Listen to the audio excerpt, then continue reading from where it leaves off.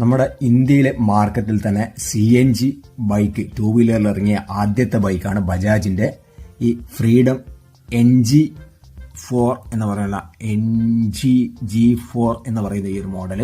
ഇതിന്റെ പ്രത്യേകത 104 കിലോമീറ്ററാണ് കമ്പനി 1 കിലോ CNGക്ക് പറയുന്നത്. 90-95 ഫീഡ്ബാക്ക് ഉണ്ട്.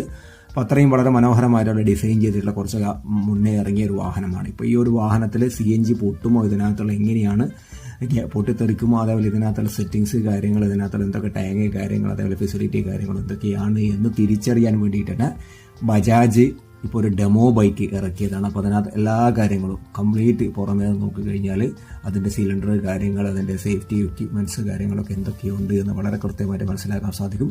അതിലുപരി നമുക്ക് 2 പേർ ഇരുന്ന് കഴിഞ്ഞാൽ 4 പേർക്ക് ഇരിക്കാനുള്ള സ്പേസിലുണ്ട്, 4 പേർ ഇരിക്കാൻ 2 വീലർ അലോഡില്ല. എന്നിരുന്നാലും വളരെ വിശാലമായിട്ടുള്ള വളരെ മനോഹരമായിട്ടുള്ള ഒരു ബൈക്കാണ്. 1,40,000 ഇതിൻ്റെ റേറ്റ് വരുന്നത്.